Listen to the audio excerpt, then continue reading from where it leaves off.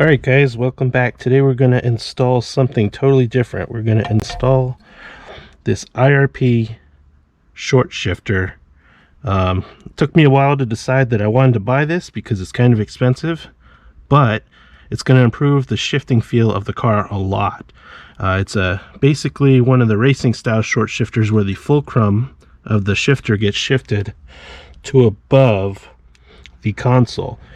So right now I have the Torque Solution short shifter in here, and it just basically replaces the stock lever, but it still uses the stock housing, so the fulcrum is down inside the console. So it actually lowers the ball of the shifter and makes it a little bit shorter in order to give you the shorter throw. I've also got this weighted flossy knob. Both of these are going to go away with this install. This thing is not going to fit in the stock location exactly. We'll have to probably do a little bit of trimming to the console here, and let's go ahead and get this area cleaned out of stuff and start removing parts so we can install this bad boy right here. Alright, so I've cleaned everything out of the center console. Now let's go ahead and start taking some stuff apart. First thing I'm going to do is put the parking brake all the way up if you haven't already. Let's get rid of this shift knob. So we're going to pull the ashtray. Now, depending on what model year Evo you have, you might have your switches down here for the AYC.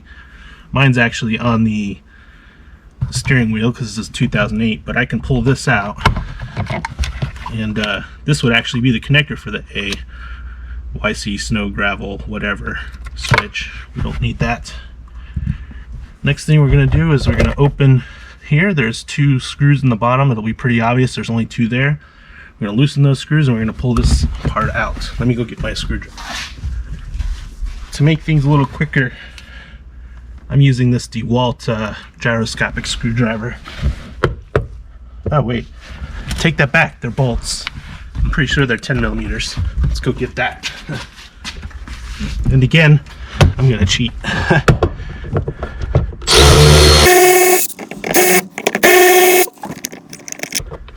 Right, two 10 millimeter bolts out. Now we should be able to pull up on this thing, but first I think we have to actually remove this trim piece. Yep, you just grab right here, pull up, pull out like that. Here's where we need the screwdriver. These two screws come out. Now this should lift out. Be careful, because when you pull it out, you also have this cigarette lighter connection to pull off.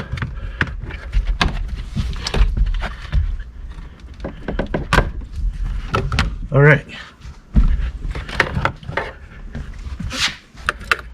You can start pulling this console out. Nope. I always forget screws. There's two more in here right in front of the shifter.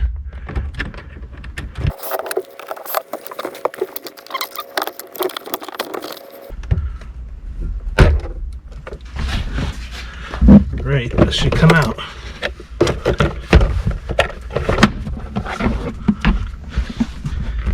Now we should have most of the room we need to get to the shifter. This here is my wideband wiring, so disregard that. Alright, so now that we've gotten the shifter exposed, we're going to go ahead and pull this off. We just get a big old flathead and twist. It's going to pop right off, right?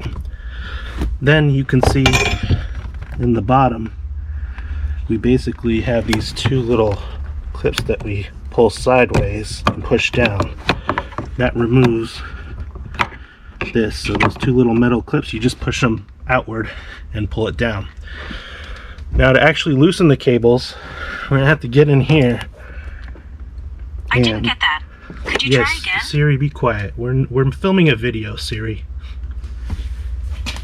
Sorry, I can't search for videos on Apple Watch. Alright, well then Apple Watch is going to sit on the counter away from where I'm working. A few moments later. Alright, and thanks for that interruption, Siri. Let's get back to work. Okay. So I've got a couple different screwdrivers. We're basically gonna try to push the tab out from in here. One eternity later. Alright, well after looking, I've decided that I can't see how to unclip those cables yet, so instead we're gonna go ahead and cut the clip zip tie that's holding the wire here. If you have different shifters, sometimes you still reuse this, but on this particular shifter we don't. That's going to allow us to move the wiring harness. And we got our 12mm socket. I'm going to remove all the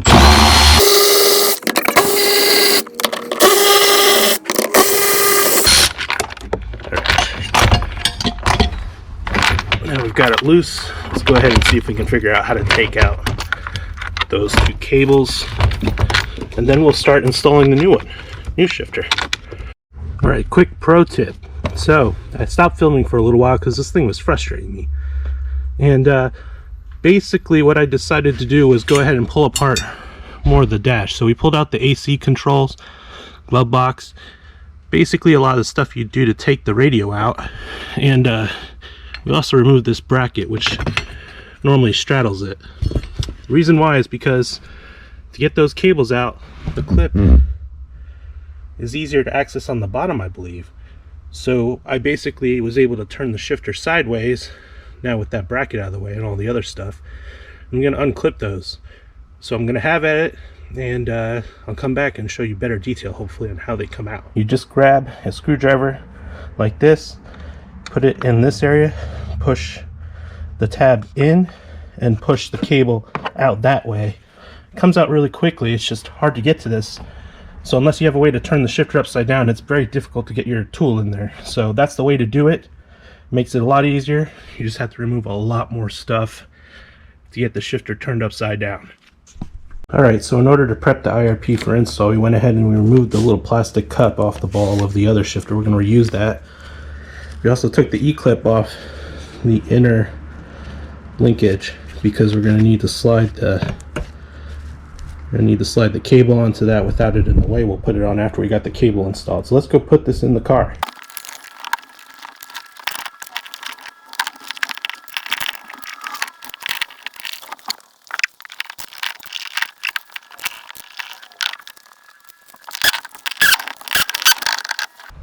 All right, it's bolted down. We just need to put the E-clip on the other one. Let's play around with it for a second before we button everything up. All right, so this thing feels really good. I mean, like, it's way nicer positioned to the steering wheel. Like, you barely, like, if you were like racing on a road course or autocross, you're normally going to drive with two hands on the steering wheel at all times except for when you're shifting. So just like reaching down to it is really quick and easy, and on top of that, the throw is really precise and short. Now there are these little screws on the side that basically you put in and adjust to limit your side-to-side movement, because you can over travel, and that actually makes it a little bit harder to go in gear. So once you put these in and adjust them right, it makes it perfectly lined up to go into the next gear. It's really nice, and the height is about level with the top of the emergency blinker button hazard flashers. Plus the shape of the knob, and this is not an interchangeable one like some of the other ones, but the shape, it's really nice. It's like a lever, you just yank on it, you know, whereas the other one was a ball, you kind of put your hand on it like this because it was so low. It was like here, you were grabbing it like this. Because of this one, your arm is pretty much straight, so when you grab it, you just put your thumb on top and reach around it. It's like a nice, you get a lot more leverage. So even though there's a little bit more input force required because of the shortness of the shifting, it feels really good and precise. So I can't wait to bang through the gears in this sucker. Let's go ahead and put all the trim that we can back in place and figure out what we need to trim to make this thing fit completely. Alright, so we've come to the first piece we're going to trim. That is the center console. Put two blue pieces of tape down here so you can see there's two mounting holes. We're going to cut the section out in between them. That'll give us a little more clearance to get it around. You could force it. It probably would work, but I think it's just easier to go ahead and cut this section out because you're not going to see it anyways. Alright, so I can tell you one thing definitely for sure is not going to fit: shift boot. So we're going to take the shift boot completely out, pull these four screws out, pull it out, pull it right out, and see if this piece fits the way it is or if it needs to be trimmed too.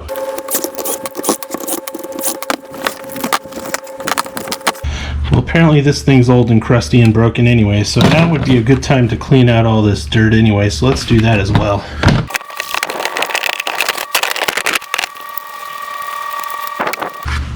Alright, pretty clean. A lot better than it was. Let's go fit it.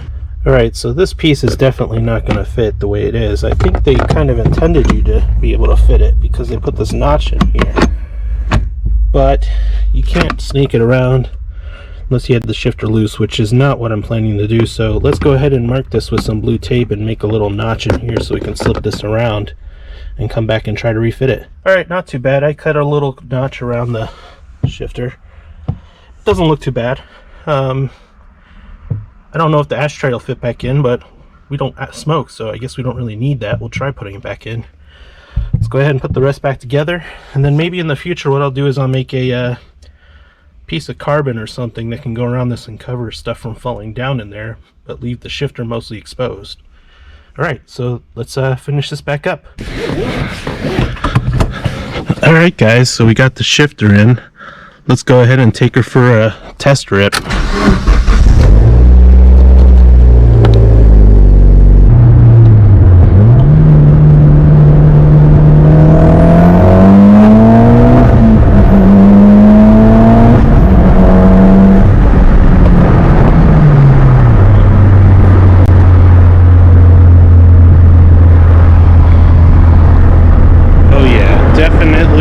Definitely way easier to shift, just so much more precision.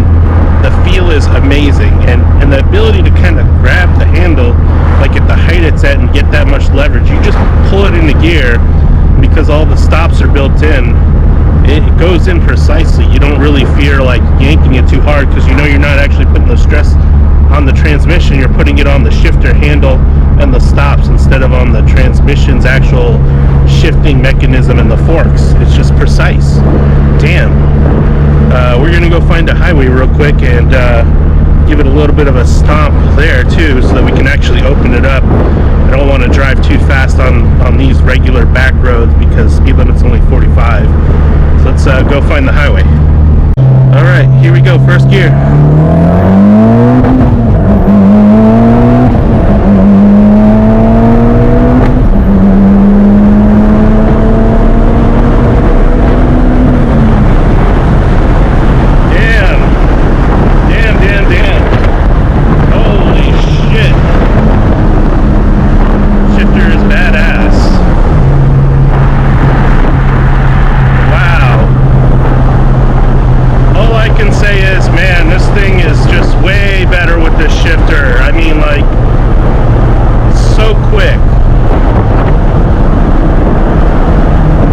With the new MHI 18K, the car's got a lot more power too.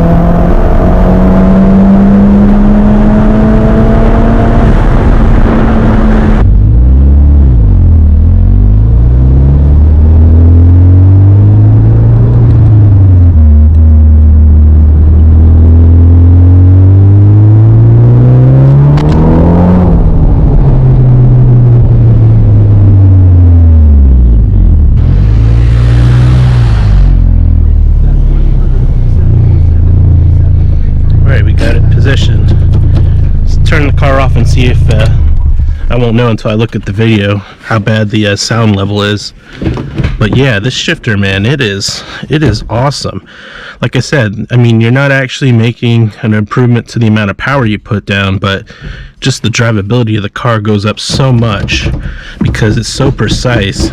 You just go through the gears. It's got a nice, very distinct notchy feel where you can feel you're in the gear. So, I mean, I really like it. I mean, it was expensive, but it was worth it. And I looked at a couple different shifters, mainly the CAE shifter from Germany and also the WK Motorsports one. And this one, IRP, individual racing parts, came from Lithuania. The quality is really good. I'd say it's kind of the middle ground between the CAE and the WK Motorsports. With the WK Motorsports, my understanding is you don't have to really modify anything. You just don't put a shift boot on it.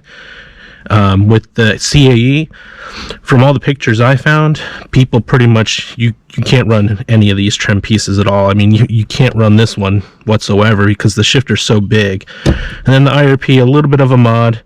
I mean, I did cut into this trim piece, but it's not bad. It's really nice and clean, and I like the black anodized. That was one of the things that kind of sold me on it compared to the CAE. I've actually found a CAE one for sale on Facebook Marketplace that was in Miami, which is not too far. And it already had a lot of oxidation on it, and you know, that basically just tells me they don't anodize it at all when it's clear. It's just raw aluminum, so it's going to corrode. So this is a nice finish, feels good. The only drawback I'd say is probably the fact that you cannot replace the knob, which you can on both the WK Motorsport and the CAE. But you know, it feels good. It fits my hand well. I think it'd fit most people well, and the grip you get on it is very reassuring. So I'd say if you're gonna buy a shifter, skip a lot of the shifters out there. Spend money on this or the WK or the CAE, because you will enjoy it so much, and it's really not that bad to install. So thanks for tuning in.